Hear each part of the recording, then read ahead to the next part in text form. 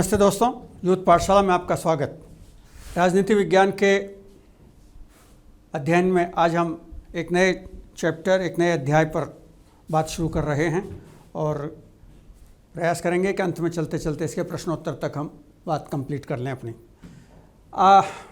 इस अध्याय को समझने के लिए बहुत ज़रूरी है कि स्वतंत्रता क्या है, ये समझना आवश्यक है।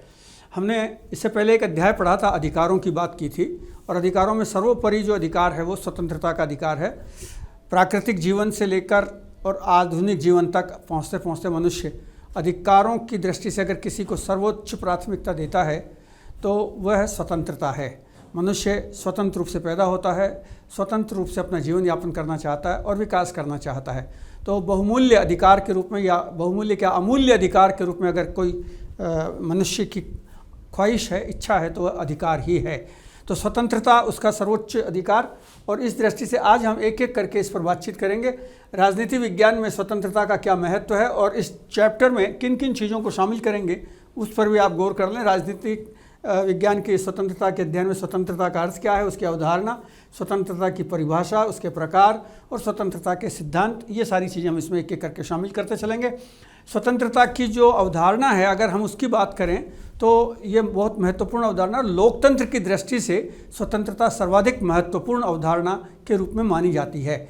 और दार्शनिक सेलिंग कहते हैं कि सभी दर्शनों की शुरुआत और उसका अंत कहाँ जाकर होता है, स्वतंत्रता पर ही होता है। तो स्वतंत्रता की अवधारणा उदारवादी विचारधारा का मूल भाव है और सामान्य तौर पर नियंत्रण के अभाव को स्वतंत्रता समझा जाता है। सामान्य तौर पर हम आगे चलकर देखेंगे कि किस तरह का नियंत्रण होना चाहिए कि नहीं होना चाहिए, ये स्वतंत्रता की एक मोटी परिभाषा। लेकिन जब हम स्वतंत्रता के विकास की बात करें तो स्वतंत्रता का जो विकास हुआ है वो बहुत इम्पॉर्टेंट है। स्वतंत्र पश्चिमी देशों में मानव जीवन के लिए स्वतंत्रता को सुखमय बनाने का एक आधार माना गया है। स्वतंत्रता को क्या कहा गया, सुखमय जीवन का आधार माना गया है। तो मनुष्य सुखी जीवन जिए उसके लिए उसका स्वतंत्र होना आवश्यक है। तो आप अनुमान करिए कि सुखमय जीवन क्यों कैसे होगा। तो इस समय जब ये बात चली थी और जब इस सिद्धांत का, स्वतंत्रता के सिद्धांत का विकास हो रहा था, उस समय दास प्रथा मध्य युग में चरम पर थी, स्त्रियों का शोषण हो रहा था और चारों तरफ स्वतंत्रता की मांग उठ रही थी, और इसीलिए इस बात पर आगे चलकर जोर दिया गया।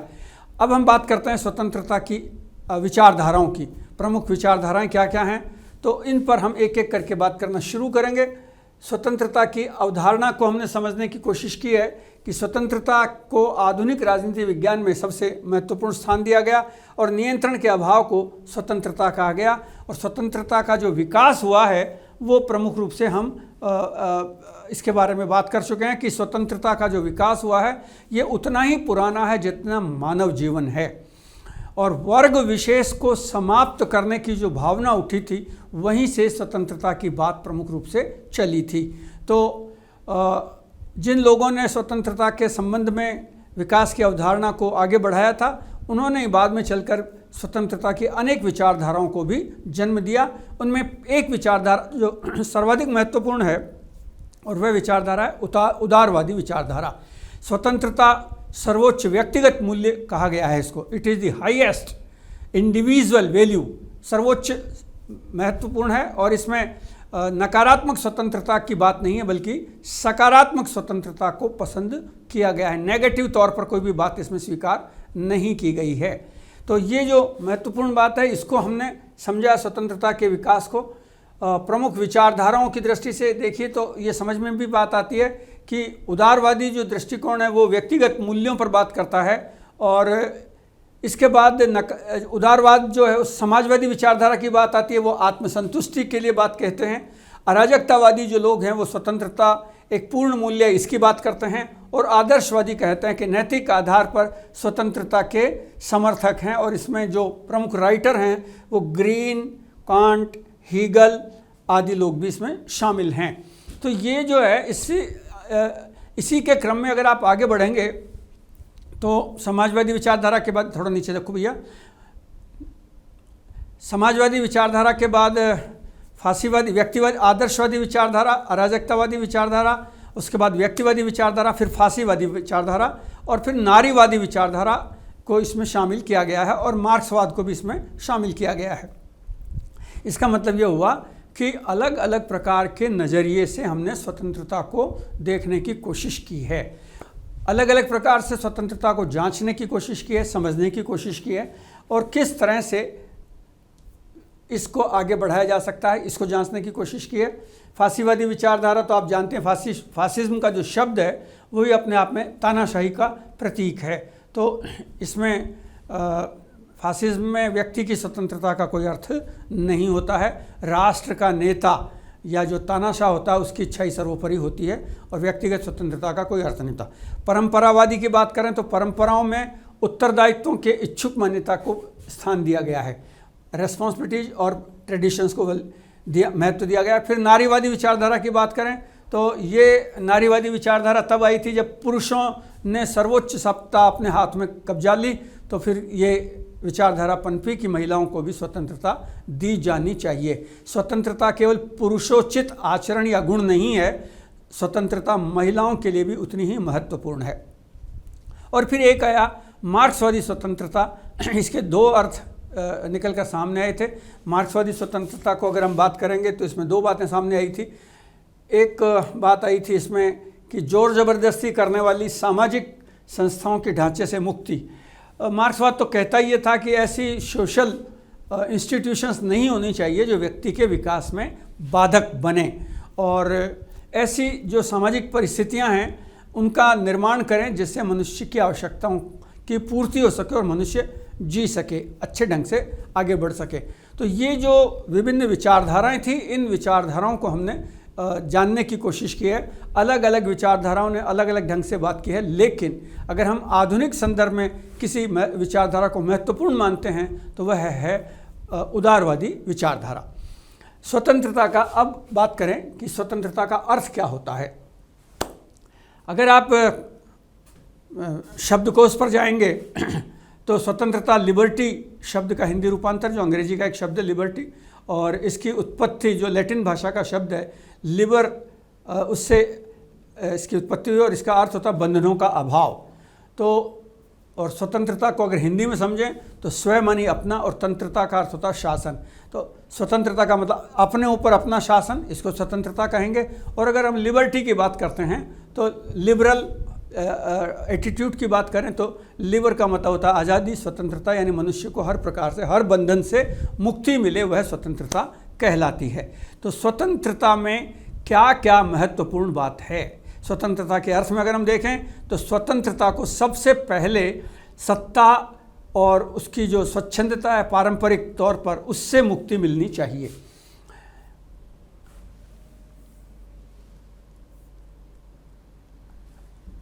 अगर आप इस पर देखेंगे तो ये जो एक डायग्राम आपके सामने लाया हूँ मैं, स्वतंत्रता, सत्ता, स्वच्छंदता का पारस्परिक संबंध क्या है।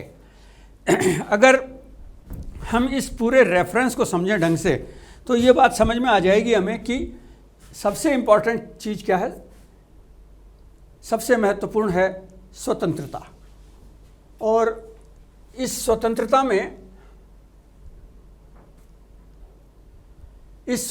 में कुछ लोग कहते हैं कि साहब इस पर आवश्यक प्रतिबंध होने चाहिए। पहली बात, आवश्यक प्रतिबंध होने चाहिए। और दूसरी बात ये कहती है कि अनावश्यक छूट नहीं होनी चाहिए, अनावश्यक छूट नहीं होनी चाहिए। ये बहुत महत्वपूर्ण है, इसको समझिए आप। स्वतंत्रता में दो बातें महत्वपूर्ण हैं, जरूरी प्रतिबंध हों और अनावश्यक छूट। आवश्यक छूट तो दे दें, आवश्यक ढिलाई तो दे सकते हैं, लेकिन अनावश्यक छूट नहीं दे सकते। ये सारा काम करता कौन है? इस सारे काम को सत्ता करती है।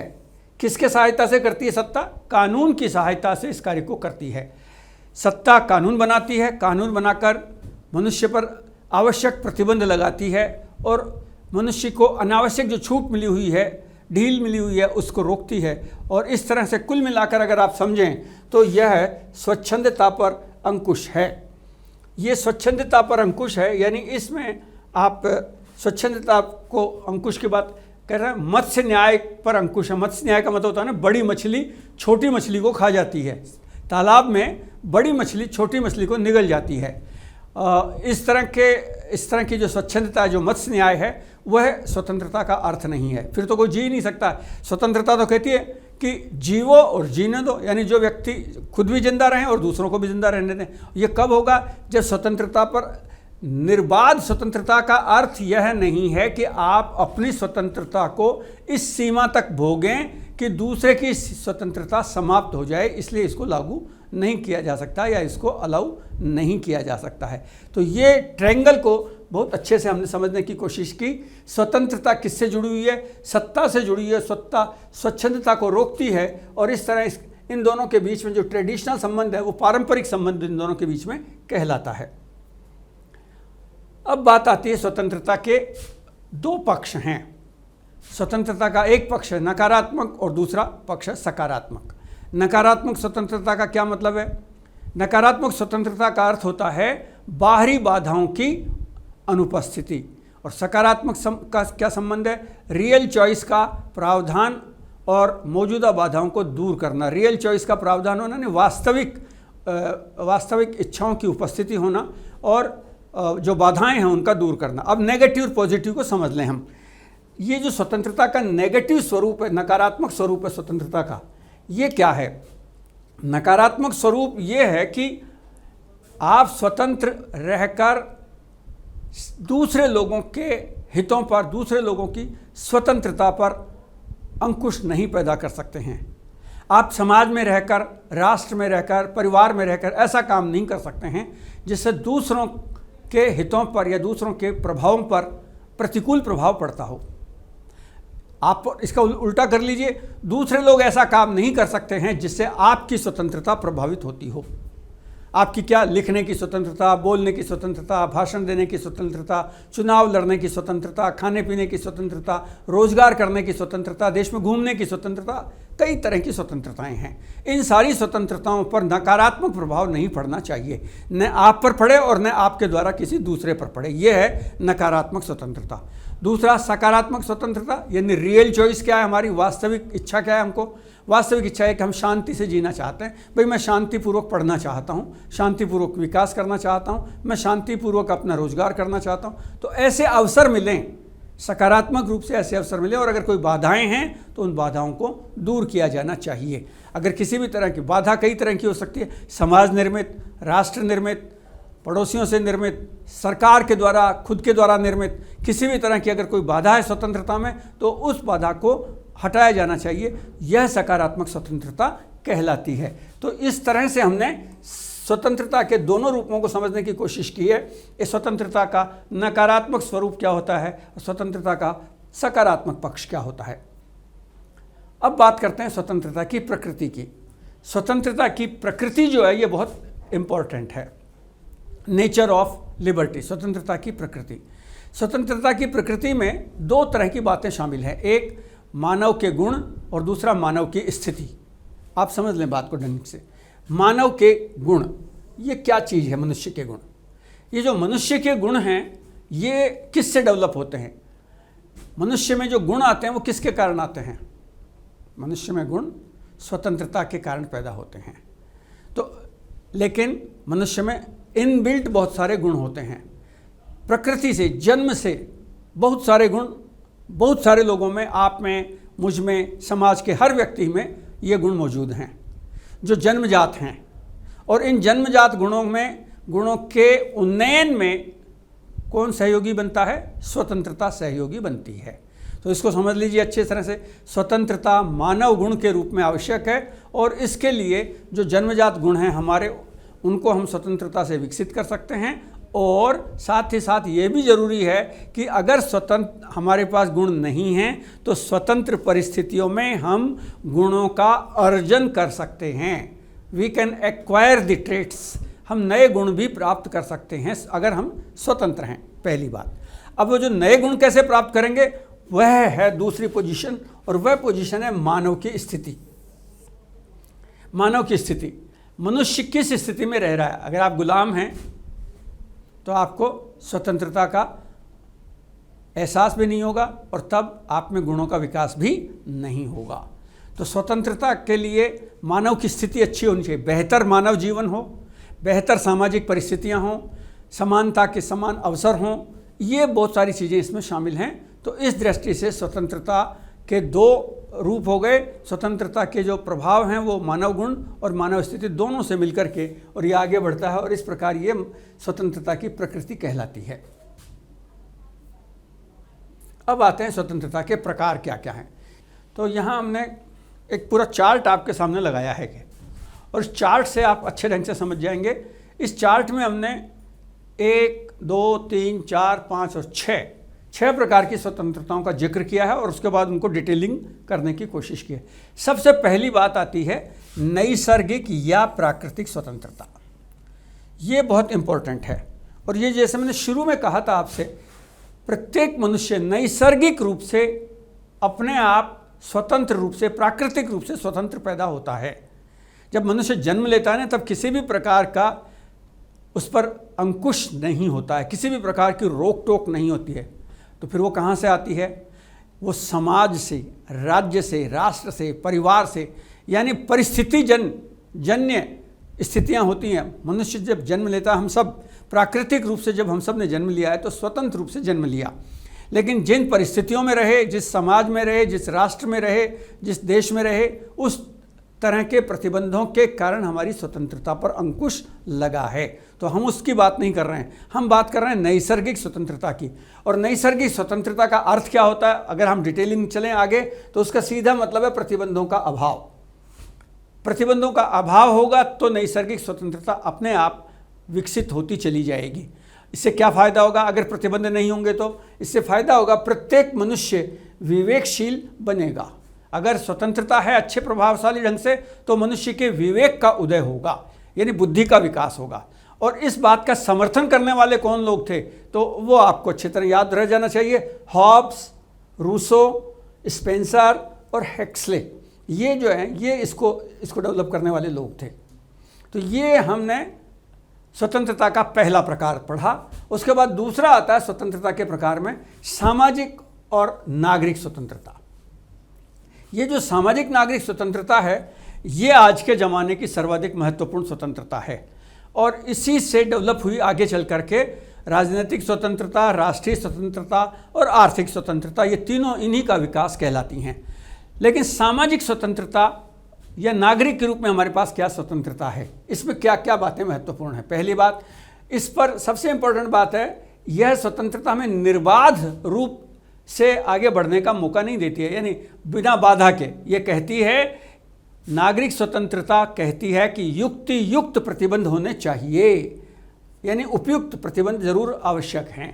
नंबर 2, जीवन की स्वतंत्रता। बहुत स्वाभाविक से बात है इसमें, ये जीवन की स्वतंत्रता ये बहुत आवश्यक है। विचार अभिव्यक्ति की स्वतंत्रता ये भी शामिल है इसमें। इसके बाद जीवन की स्वतंत्रता यह शामिल है इसमें। तो ये बार बार हम इसको समझ सकते हैं कि युक्तियुक्त प्रतिबंधों का होना, विचार की अभिव्यक्ति, जीवन की स्वतंत्रता, अंतःकरण की स्वतंत्रता ये महत्वपूर्ण है। अंतःकरण मनुष्य के भीतर, आप इतना तानाशाहीपूर्ण रवैया अपना लें कि आदमी अंदर से भी डर जाए, तो अंदर से भी सोचना बंद कर दे, ऐसा नहीं कर सकते हैं। तो अंतःकरण की स्वतंत्रता, संपत्ति की स्वतंत्रता ये महत्वपूर्ण है, इसमें हमने इसको समझ लिया। इसके बाद व्यवसाय चुनने की स्वतंत्रता और संघ बनाने की स्वतंत्रता शामिल है, यानी ऑर्गेनाइजेशन। संघ का मतलब ऑर्गेनाइजेशन, संगठन बनाने की स्वतंत्रता। ये हुई हमारी सबसे दूसरे नंबर की स्वतंत्रता। तीसरे नंबर की स्वतंत्रता जो आज सर्वाधिक महत्वपूर्ण हो गई है और वो है राजनीतिक स्वतंत्रता। राजनीतिक स्वतंत्रता में आपको मालूम है, क्योंकि लोकतांत्रिक व्यवस्थाओं में राजनीतिक स्वतंत्रता के बिना किसी भी चीज़ की कल्पना नहीं की जा सकती है और इसलिए इसमें मतदान की बात आ गई, चुनाव लड़ने की बात आ गई और चुनाव लड़ने के साथ साथ इसके अंदर हमने देखा कि चुनाव लड़ने की स्वतंत्रता और शासन की आलोचना करने की स्वतंत्रता शामिल है इसमें। तो ये जो महत्वपूर्ण बात है, ये महत्वपूर्ण बात हमारे लिए इम्पॉर्टेंट है कि राजनीतिक स्वतंत्रता की दृष्टि से मतदान की स्वतंत्रता, चुनाव लड़ने की स्वतंत्रता और शासन की आलोचना करने की स्वतंत्रता। एक बात ध्यान रखिए, आजकल इस पर बहुत चर्चा हो रही है, बहस हो रही है कि आलोचना करने की स्वतंत्रता किस सीमा तक है। किसी भी व्यक्ति को स्वस्थ आलोचना की तो छूट दी जा सकती है, लेकिन कोई व्यक्ति सरकार की आलोचना करने के नाम पर संप्रभुता को चुनौती दे, राष्ट्र की स्वतंत्रता को चुनौती दे और दूसरे लोगों से मिलकर देश को अस्थिर करने की कोशिश करे, उस पर बहुत सारे प्रतिबंध, वो छूट नहीं दी जा सकती है। अगली बात है राष्ट्रीय स्वतंत्रता। ये आजकल मुद्दा चल रहा है। राष्ट्र क्या है, राष्ट्र की अवधारणा क्या है और राष्ट्रीय स्वतंत्रता किसे कहते हैं। इस पर कहते हैं कि राष्ट्र के प्रति समर्पित होना, राष्ट्र के प्रति भक्ति भाव दर्शाना, देशभक्त होना और राष्ट्र के लिए ज़रूरत पड़ने पर किसी भी प्रकार का त्याग करना, ये सब राष्ट्रीय स्वतंत्रता के अंतर्गत शामिल हैं। लेकिन राष्ट्रीय स्वतंत्रता में यह भी शामिल है कि एक व्यक्ति जो राष्ट्र में रह रहा है उस पर जाति, भाषा, धर्म, संप्रदाय के आधार पर भेदभाव उससे नहीं किया जा सकता है। तो ये होगी राष्ट्रीय स्वतंत्रता। उसके बाद है आर्थिक स्वतंत्रता। आर्थिक स्वतंत्रता इसलिए महत्वपूर्ण है कि आप जानते ही हैं कि राजनीतिक स्वतंत्रता या सामाजिक स्वतंत्रता किसी काम की नहीं है जिसमें आर्थिक स्वतंत्रता का पक्ष निहित न हो। आर्थिक दृष्टि से अगर व्यक्ति स्वतंत्र नहीं है तो फिर राजनीतिक स्वतंत्रता और सामाजिक स्वतंत्रता बेमानी हो जाती है। और अंतिम बात है घरेलू स्वतंत्रता, नंबर 6 पर है। ये आज के रेफरेंस में, नए रेफरेंसेज में इसका इस्तेमाल किया जा रहा है घरेलू स्वतंत्रता का। इसमें L.T. हॉब्स ने इस पर चर्चा की है और उन्होंने अपनी किताब एलिमेंट्स ऑफ सोशल जस्टिस में इसका जिक्र किया है। ये एक नई तरह का विचार है और मनुष्य को घरेलू स्वतंत्रता का मतलब पारिवारिक स्वतंत्रता भी आजकल अनिवार्य मानी जाने लगी है। और इसीलिए आपने देखा होगा कि आजकल परिवारों में भी इस तथ्य को स्वीकार कर लिया गया है कि इस परिवार में प्रत्येक व्यक्ति को सामाजिक तौर पर अपना जीवन जीने की छूट है या आज़ादी है। उसके बाद हम बात करते हैं नेक्स्ट, वो है स्वतंत्रता के रूप। ये हम बात कर चुके थे स्वतंत्रता के नकारात्मक स्वतंत्रता और सकारात्मक स्वतंत्रता की हमने बात की थी, पहले आ चुका है ये। नकारात्मक स्वतंत्रता का मतलब होता है बंधन का अभाव। पूंजीवादी और उदारवादी विचारधाराओं के द्वारा इसका समर्थन किया गया है। और सकारात्मक स्वतंत्रता का अर्थ होता है युक्ति युक्त प्रतिबंध लगाना। इसको समाजवादी लोक कल्याणकारी व्यवस्था के लोग इसका समर्थन करते हैं। मिल के अनुसार व्यक्ति के कार्य क्या हैं, मनुष्य का डेवलपमेंट हो जाए और मनुष्य को स्वतंत्रता मिले तो स्वतंत्रता से व्यक्ति क्या काम करेगा, कैसे काम करेगा। ये बहुत इंपॉर्टेंट क्वेश्चन है और ये परीक्षाओं में भी पूछा जाता है। ध्यान से सुन लीजिए। मनुष्य को जब स्वतंत्रता मिलती है तो 2 तरह के काम मनुष्य करता है। एक आत्मपरक कार्य यानी अपने से self regarding action. Self regarding action मतलब स्वयं के विकास के लिए, स्वयं का विकास, व्यक्तित्व का विकास शामिल है इसमें। बोलना, लिखना, पढ़ना, चिंतन करना, ये सब जो इंडिविजुअल इन हर्ट उसकी पर्सनैलिटी में शामिल है। और दूसरा है पर संबंधी विषयक, अदर रिगार्डिंग एक्शन, दूसरों के बारे में। तो आपको स्वतंत्रता मिली है तो अपनी स्वतंत्रता से दूसरों के डेवलपमेंट में भी सहयोग दें आप। ये है पर संबंधी और पहला है स्वयं संबंधी यानी सेल्फ एंड अदर। ये 2 तरह की स्वतंत्रताओं को इसमें शामिल किया है मिल ने। लॉस्की कहते हैं कि आपको हमने जो स्वतंत्रता दी है उसमें 3 खास बातें हैं। पहली है निजी स्वतंत्रता, जो हम बीच में बात कर चुके हैं। दूसरी राजनीतिक स्वतंत्रता, इसकी भी हमने बात की है। और तीसरी है आर्थिक स्वतंत्रता। मिल कितनी तरह की स्वतंत्रताओं की बात कर रहा, लॉस्की कितनी तरह की स्वतंत्रताओं की बात कर रहा, इसको समझने की आवश्यकता है। तो ये लॉस्की ने स्वतंत्रता प्राप्ति के लिए कुछ आवश्यक सकारात्मक परिस्थितियों का भी उल्लेख किया है कि कौन कौन सी पॉजिटिव चीज़ें उसमें होनी चाहिए। तो वो कहते हैं विशेषाधिकार की अनुपस्थिति होनी चाहिए।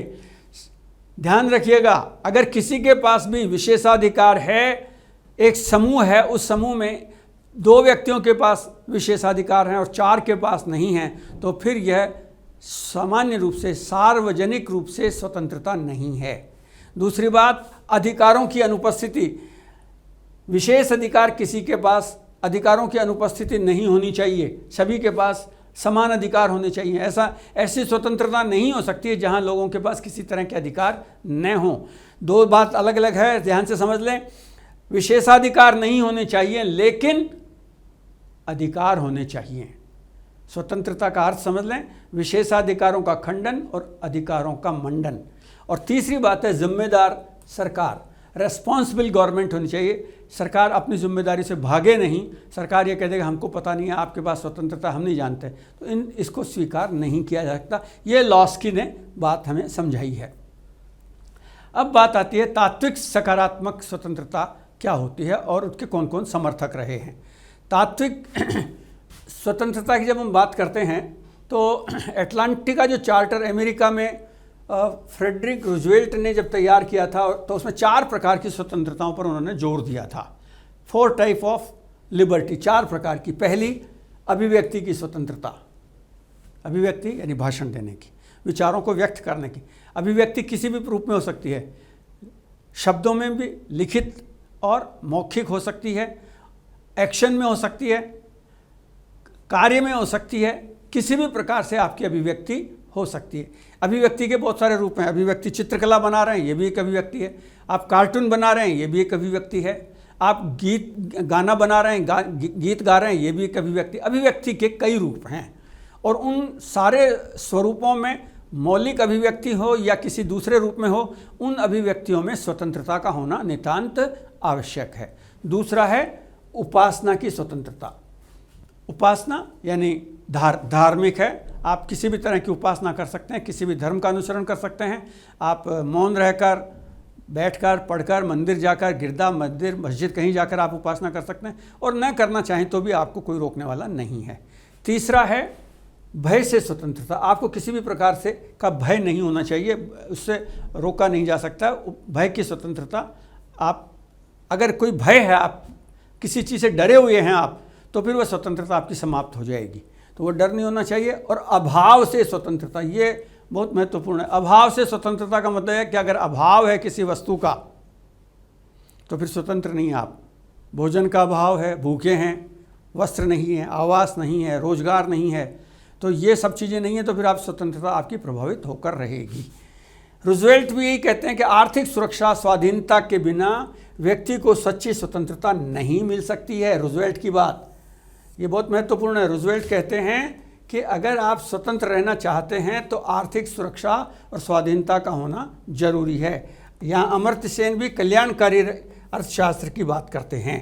तो इस तरह से हमने इन सारे चीज़ों को समझने का प्रयास किया और हम ये कोशिश कर रहे हैं कि इन बातों से आगे बढ़ें। अब एक और देखने की कोशिश कर लें, मार्क्सवादी स्वतंत्रता क्या है। मार्क्सवादियों के अनुसार मार्क्सवाद किस तरह की स्वतंत्रता पर विश्वास करते हैं। बुर्जुआ समाज में मनुष्य और उसकी स्वतंत्रता की आलोचना।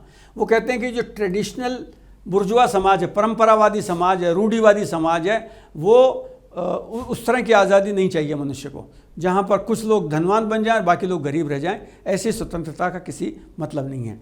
फिर है मानवसार उद्देश्य मूल्य पर विचार। मनुष्यों को मनुष्य का ऑब्जेक्ट क्या है, इस पर बात करना।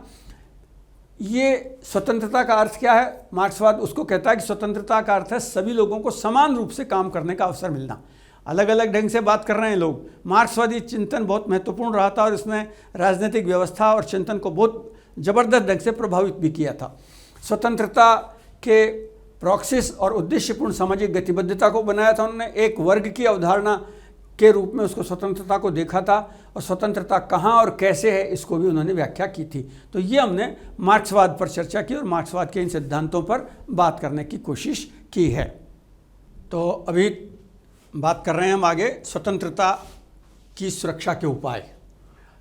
और लिबर्टी या स्वतंत्रता जब व्यक्ति को मिल जाती है या एक्वायर करता है या प्रकृति प्रदत्त है या वैधानिक और कानूनी रूप से मिलती है या संविधान के द्वारा दी गई है या समाज के द्वारा, स्वतंत्रता को प्राप्त करना एक अलग मुद्दा है और स्वतंत्रता की सुरक्षा करना या स्वतंत्रता की समुचित हिफाजत करना ये दूसरी बात है। और इस दृष्टि से अगर आप देखेंगे तो आपको पता लगेगा कि सबसे ज़्यादा जो सुरक्षित रहता है लोकतंत्र में वह सबसे ज़्यादा सुरक्षित रहता है और इसके आधार पर ही हम इसको प्रभावी ढंग से चला सकते हैं। तो सरकार जो लोकतंत्र की रक्षा करती है उसके लिए बहुत ज़रूरी है कि लोकतंत्र अच्छा चलेगा, लोकतंत्र की व्यवस्थाएं ठीक होंगी तो बाकी चीज़ें भी ठीक होंगी, तो उसमें स्वतंत्रता की सुरक्षा भी होगी। जाहिर सी बात है कि लोकतंत्र संविधान के द्वारा चलना चाहिए, तो संविधान में स्वतंत्रता का उल्लेख होना चाहिए। शक्तियों का विकेंद्रीकरण बहुत आवश्यक है। लोकतांत्रिक दृष्टि से जो संस्थाएं शासन को चलाती हैं, वहाँ पर सत्ता का विकेंद्रीकरण होना चाहिए। हमने उसको चेक एंड बैलेंस थ्योरी में पढ़ा भी है, कार्यपालिका, न्यायपालिका, व्यवस्थापिका के बीच में, तो वो भी हमको मालूम होना चाहिए। तब स्वतंत्रता सुरक्षित रहती है। स्वतंत्रता और स्वतंत्रता के लिए निष्पक्ष न्यायपालिका का होना बहुत ज़रूरी है। जुडिशरी जो है वो स्वतंत्र हो और उस पर किसी भी प्रकार का दबाव नहीं हो, तब वो स्वतंत्रता सुरक्षित रहती है। कानून का शासन होना चाहिए, रूल ऑफ लॉ होना चाहिए। किसी व्यक्ति की इच्छा से शासन नहीं चलना चाहिए। समूहों और संघों को स्वायत्तता होनी चाहिए। जो काम करने वाले लोग हैं उनको इसके बारे में पूरी छूट मिलनी चाहिए। उसके बाद है विपक्ष की जो भूमिका है वो बहुत सशक्त होनी चाहिए। लोकतंत्र प्रभावी तब बनता है जब उसमें विपक्ष की भूमिका बहुत सशक्त होती है। अगर लोकतंत्र प्रभावशाली नहीं बनाना चाहते हैं तो विपक्ष की भूमिका को कुचल दीजिए। ऐसे सर्वसत्तावादी चाइना का उदाहरण हमारे सामने, जहाँ पर विरोध का एक भी स्वर नहीं उठाया जा सकता है, तो फिर वहाँ स्वतंत्रता है भी नहीं। भले ही चीन की सरकार अपने नागरिकों के बारे में संवैधानिक तौर पर कितना ही दावा करे, लेकिन सारी दुनिया को पता है। उत्तरी कोरिया के बारे में हम जानते हैं, वहाँ भी यही स्थिति है। ऐसे ही कई छोटे अफ्रीकी राज्य हैं जहाँ पर इस तरह की स्थितियाँ बनी हुई हैं। तो लोकतांत्रिक दृष्टि से विपक्ष को सशक्त रूप से भूमिका निभाने का अवसर मिलना चाहिए। मास मीडिया स्वतंत्र होना चाहिए, ये बहुत महत्वपूर्ण बात है। जो इलेक्ट्रॉनिक मीडिया या प्रिंट मीडिया है वो सरकार की आलोचना कर सके, लोगों के संवाद कर सके, बातचीत कर सके, ऐसी स्थितियां बहुत आवश्यक हैं। समतावाद, इक्विटी होनी चाहिए, सभी लोग समान हैं, इस बात पर ज़्यादा बल देने की आवश्यकता है। और जनता की जो राय है उसको भी बहुत महत्व दिया जाना चाहिए। ये जनता की राय पर बहुत अधिक बल देने की आवश्यकता है, ये भी हमको समझने की आवश्यकता है। तो ये है स्वतंत्रता की सुरक्षा के प्रमुख उपाय। ये कुछ महत्वपूर्ण किताबें हैं जो हमने एक लिस्ट बनाई है स्वतंत्रता के संबंध में, और जिन पर लगातार आपसे सवाल भी पूछे जाते रहे हैं। तो इसको आप कॉपी भी कर सकते हैं, उसको समझ भी सकते हैं, इसको दोहराने की कोई आवश्यकता नहीं है। ये 1995 से लेके और हमने 2002 तक या 2002 तक की जो लेटेस्ट बुक्स हैं उन सबको इसमें शामिल कर लिया है। वैसे आप चाहें तो इसको देख सकते हैं कि लिस्ट जो है ना, इन पे सवाल, क्रॉस क्वेश्चंस सवाल लगातार बनते हैं। ये लिबर्टी पर बहुत सारे विचारकों के, लेखकों के नाम हैं। हम फिलहाल बात करेंगे स्वतंत्रता से संबंधित प्रश्नों पर। स्वतंत्रता से जो अभी तक चैप्टर हमने पढ़ा है उस पर हम बात कर रहे हैं। स्वतंत्रता के रेफरेंस में जो चैप्टर पढ़े थे, पहला सवाल, यानी हमने कोशिश की है कि अब हम लगातार आपको चैप्टर जो पढ़ा रहे हैं या जो आपसे बात कर रहे हैं उस पर कुछ प्रश्न साथ के साथ आपसे पूछें, ताकि आप अपडेट हो सकें, अपने आप को तैयार कर सकें प्रतियोगी परीक्षा की दृष्टि से। तो पहला जो सवाल है वो है, एरियोपेजिटा नामक पुस्तक के लेखक कौन हैं? Who is the writer of the book of Areopagitica? इसके लेखक कौन हैं? तो इसमें 4 ऑप्शन है आपके सामने, मिल्टन, J.S. मिल, टेलर और जेम्स मिल। सही उत्तर होगा इसका मिल्टन। ये इसको आप सावधानी से नोट करते चलें। अगला सवाल है, निम्नलिखित राजनीतिक दार्शनिकों में से कौन सकारात्मक स्वतंत्रता का पक्षधर है? यानी जिसने पॉजिटिव लिबर्टी के भी तो कई रूप होते हैं ना स्वतंत्रता के, पॉजिटिव लिबर्टी, नेगेटिव लिबर्टी, तटस्थ स्वतंत्रता, इस तरह के बहुत सारे। तो हमको स्वतंत्रता में कैसी स्वतंत्रता चाहिए? सकारात्मक स्वतंत्रता को समझ लें अच्छी तरह से। वह स्वतंत्रता जो आपकी अपनी स्वतंत्रता के विकास में, आपके अपने विकास में योगदान दे और दूसरों के विकास में भी योगदान दे। पॉजिटिव लिबर्टी इसको कहते हैं। कौन राइटर थे जिन्होंने इस पर बल दिया था? तो इसका जो सही उत्तर है वो है T.H. ग्रीन। ये राइट नाम है इसका यहाँ। उसके बाद अगला है कि ये कथन किसका है, जब राज्य होगा तो स्वतंत्रता नहीं हो सकती, और जब स्वतंत्रता होगी तो राज्य अस्तित्व में नहीं रहेगा। ये बहुत ज़बरदस्त कथन है, और दूसरे शब्दों में कहें तो राज्य को स्वतंत्रता का विरोधी माना गया है। और बात भी सही है। अगर आप तथ्यात्मक रूप से बात करेंगे तो राज्य जगह जगह कई तरह की बाधाएं और रुकावटें हमारे कानूनी तौर पर हमारे सामने खड़ी करता है, जो हमें अपेरेंटली स्वाभाविक रूप से ऐसा लगता है कि जैसे राज्य हमारी स्वतंत्रता का विरोधी हो गया है। लेकिन अगर आप कानून के संदर्भ में व्याख्या करेंगे और उसको ठीक से समझने का प्रयास करेंगे तो आपको समझ में आ जाएगा कि वास्तव में ऐसा नहीं होता है। मैं उन राज्यों की बात कर रहा हूँ जो लोकतांत्रिक राज्य हैं। समाज जो तानाशाहीपूर्ण राज्य हैं, सर्वसत्तावादी राज्य हैं, ऑथेंटिटी वाले जो राज्य हैं उनकी बात नहीं कर रहा हूँ मैं, तो ऐसे राज्यों की बात कर रहा हूँ। तो ये कथन बहुत महत्वपूर्ण है, इसको याद भी रखिएगा। और इस तरह के सवाल बहुत महत्वपूर्ण कई बार बनते भी हैं कि यह कथन किसका है कि जब राज्य होगा तो स्वतंत्रता नहीं होगी, और जब स्वतंत्रता रहेगी तो राज्य का अस्तित्व नहीं रहेगा। ये इंपॉर्टेंट क्वेश्चन है। और इसके जो उत्तरदाता हैं, इसको जो लिखने वाले हैं वो हैं बेंथम। बेंथम ने ये बात कही है और इसको आप प्रॉपरली अपने आंसर में शामिल कर लें। क्वेश्चन नंबर 4, स्वतंत्रता के सिद्धांत की चर्चा किसने की थी? स्वतंत्रता के सिद्धांत की चर्चा अभी अपनी किताबों में किसने की है सिद्धांत के रूप में? और सिद्धांत के रूप में जिन्होंने चर्चा की है वो है अमर्त्य सेन। ये इसका करेक्ट उत्तर होगा, अमर्त्य सेन। बारकर ने नागरिक स्वतंत्रता में कौन सी स्वतंत्रता को शामिल किया है? यानी जो बारकर हैं वो ये कहते हैं कि साहब ऐसी स्वतंत्रता जो नागरिकों के लिए आवश्यक है वो बहुत महत्वपूर्ण है। तो कौन सी स्वतंत्रता नागरिकों के लिए? ध्यान रखिएगा, बारकर नया राइटर है, नया चिंतक है, तो इसलिए वो आधुनिक रेफरेंस में बात कर रहा है। दैहिक स्वतंत्रता तो ये प्राकृतिक है, सभी को मिली हुई है। आर्थिक स्वतंत्रता ये 18वीं शताब्दी 19वीं शताब्दी में आ चुकी थी बात इसकी। व्यावहारिक स्वतंत्रता ये भी पुरानी पड़ चुकी है। तो नई बात क्या बच रही है अब? तो नई बात में बी इसका करेक्ट उत्तर है। और बी में 1, 2, 3 तीनों शामिल हैं। 1, 2 और 3 इसका सही उत्तर है बी, ये इसका। तो 1, 2 और 3 आर्थिक स्वतंत्रता को इसमें शामिल नहीं किया गया है। स्वतंत्रता के मार्क्सकीय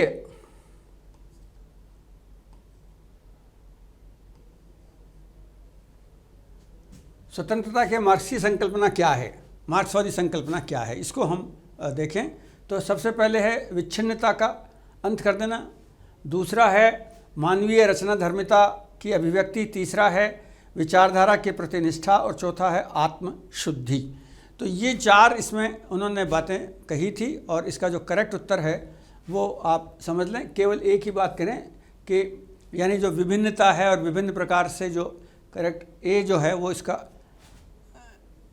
उत्तर है। और ए के अंदर 1, 2 और 4 शामिल हैं। 1, 2 एंड 4 विचारधारा के प्रति बात इसमें शामिल नहीं है। अगला सवाल है कि कौन सा कथन इसमें सही है और इसका करेक्ट आंसर क्या होगा, उसको मिलान करना है। जे.एस. मिल के लिए स्वतंत्रता की सीमा के अंतर्गत चेतना, सोच और भावना की स्वतंत्रता शामिल है, जब तक कि वो ऐच्छिक, अनौपचारिक और नुकसानदेह प्रयोजन के बिना हो। यानी वो नुकसान न करें, अनौपचारिक हों और ऐच्छिक हों।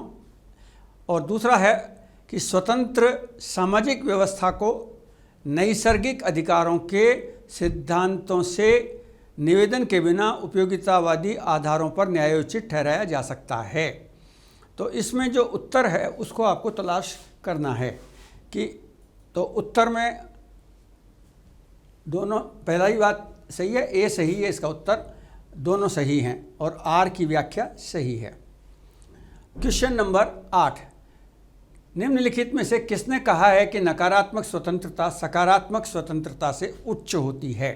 ये बहुत इंपॉर्टेंट है और उसको ध्यान रखिएगा और ये आज के रेफरेंस में इंपॉर्टेंट है। नेगेटिव लिबर्टी नहीं चाहिए, पॉजिटिव लिबर्टी चाहिए। ये किसने कहा था? तो इसका सही उत्तर होगा आइजिया बर्लिन। आइजिया बर्लिन इसका करेक्ट उत्तर है। इन्होंने इस बात को कहा है। निम्नलिखित में से किसने खोखली स्वतंत्रता का प्रतिवादक माना जाता है? कौन है ऐसा जो खोखली स्वतंत्रता की बात कहता है? और इसका उत्तर है J.S. मिल, ये इसका करेक्ट उत्तर है। निम्नलिखित में से किस एक प्रकार के नागरिकों की स्वतंत्रता का उत्तरोत्तर अतिलंघन होता है? अतिलंघन होता है यानी नागरिकों की स्वतंत्रता को बार बार एक एकीकृत नौकरशाही राज्य से, नंबर 2 मिलीजुली दलीय सरकारों से, नंबर 3 शक्ति का ट्रांसफ़र करने से, पावर का ट्रांसफ़र करने से, और नंबर 4 सकारात्मक क्रिया से। तो जाहिर सी बात है, आप समझ ही गए होंगे, एकीकृत नौकरशाही जो है जहाँ भी काम करेगी, यूनाइटेड ब्यूरोक्रेसी जहाँ भी काम करेगी, वही स्वतंत्रता पर बाधक बन जाएगी। क्वेश्चन नंबर 11, यदि किसी व्यक्ति को आवागमन की स्वतंत्रता नहीं है तो उसे निम्नलिखित में से किस स्वतंत्रता से वंचित किया जा रहा है? ये आपको सोचने की आवश्यकता होगी इसमें। तो नागरिक स्वतंत्रता, प्राकृतिक स्वतंत्रता, राजनीतिक स्वतंत्रता और राष्ट्रीय स्वतंत्रता, इसको आपको समझना है। तो करेक्ट उत्तर इसका नागरिक स्वतंत्रता। क्वेश्चन नंबर 12, निम्नलिखित में से किसने स्वतंत्रता को मनुष्य द्वारा अपने सहयोगियों के उत्पीड़न के अभाव के रूप में परिभाषित किया है? मनुष्य द्वारा अपने सहयोगियों के उत्पीड़न का अभाव। स्वतंत्रता जो है वो दूसरे अपने साथियों का उत्पीड़न न करे तो इम्पोर्टेंट है। ये बात किसने कही थी हमें? Milton Friedman, Isaiah Berlin, Robert Nozick और ऑस्टेन बॉर्कर। तो इसमें जो करेक्ट उत्तर है वो हमारा उत्तर होगा मिल्टन फ्रीडमैन। क्वेश्चन नंबर 13, स्वतंत्रता तब तक सार्थक नहीं हो सकती जब तक कि वह राज्य द्वारा मान्यता प्राप्त अधिकार व्यवस्था में सम्मिलित नहीं कर ली जाती है। यद्यपि उनकी प्रकृति नैतिक है परंतु राज्य उन्हें मान्यता देता है। ये कथन किसका है? बहुत इंपॉर्टेंट है ये, और ये कई बार इसको पूछा जा चुका है। ध्यान से पढ़िएगा, याद करिएगा। बेंथम ने कहा, ग्रीन ने कहा, लॉक ने कहा या स्पेंसर ने कहा? ये करेक्ट उत्तर ढूंढना है आपको। तो जाहिर सी बात है इसका उत्तर सही है, T.H. ग्रीन ने इस बात को कहा है। क्वेश्चन नंबर 14, अमर्त्य सेन की निम्नलिखित कृतियों को उनके प्रकाशन के कालक्रम में व्यवस्थित करें और नीचे दिए गए कूट के अनुसार सही उत्तर चुनना है आपको। तो जो करेक्ट उत्तर होगा वो यहाँ पे आपको लेकर के आना है। तो इसका जो करेक्ट उत्तर है वो ए है। पहली किताब नंबर 1 पर जो किताब आई थी वो आई थी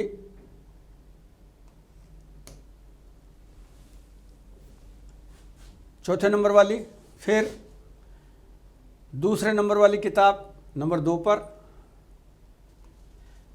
फिर नंबर 3 पर है तीसरी किताब, और फिर है पहली किताब। तो ये जो है क्रम इसका लगातार चलेगा आपका। अब है अगला सवाल, क्वेश्चन नंबर 15, एक नियोजित सामाजिक व्यवस्था वैयक्तिक स्वतंत्रता के प्रति वैरभावी होती है। ये किसका विचार है? एक नियोजित सामाजिक व्यवस्था व्यक्तिगत स्वतंत्रता के प्रति बैर रखती है, ये किसने कहा था? ये कहा था फ्रेडरिक हेयक ने। क्वेश्चन नंबर 16, कानून स्वतंत्रता के लिए सबसे अधिक हानिकारक संस्था है, ये कथन किसका है? आजकल के रेफरेंस को देखना पड़ेगा। विलियम गॉडविन इसके विचारक हैं। इस सूची को मिलान करना है और आपको राइटर के नाम और इसकी जो अवधारणा है, 2 अलग अलग लिस्टें यहाँ दी गई हैं। तो ये पहला है मौन सहमति, दूसरा है स्वयं से संबंधित और दूसरों से संबंधित कार्य, तीसरा है नकारात्मक और सकारात्मक स्वतंत्रता, और चौथा है सुव्यवस्थित समाज। ये 4 विचार हैं यहाँ पर और 4 राइटर हैं, रॉल्स, बर्लिन, लॉक और बेंथम। आपको इनका मिलान करना है और इसका जो सही उत्तर है वो है बी। ये इसका करेक्ट उत्तर है। बी का मतलब हो गया कि आप 3, 4, 2, 1, ये आपके सामने 3, 4, 4 और उसके बाद है 2, 1, ये आपको करेक्ट सुनना है इसे। ये हमने आज के आपसे कुछ प्रश्नों पर बात की, एक चैप्टर पर बात की, स्वतंत्रता पर, स्वतंत्रता बहुत प्रिय है, लेकिन ध्यान रखिएगा ऐसी स्वतंत्रता हम न तो खुद एंजॉय कर सकते हैं न दूसरों को एंजॉय करने दे सकते हैं जिसमें दूसरे किसी व्यक्ति की स्वतंत्रता बाधक होती हो। राजनीति विज्ञान का ये पिलर है, स्वतंत्रता का जो चैप्टर है इसको आधार स्तंभ कहा जाता है। इसके बाद हम अगले चैप्टर पर आपसे नेक्स्ट कल फिर बात करेंगे। आप इन प्रश्नों को लगातार दोहराते रहें, याद करते रहें, अपनी पुस्तकों में भी पढ़ते रहें। नमस्कार, जय हिंद।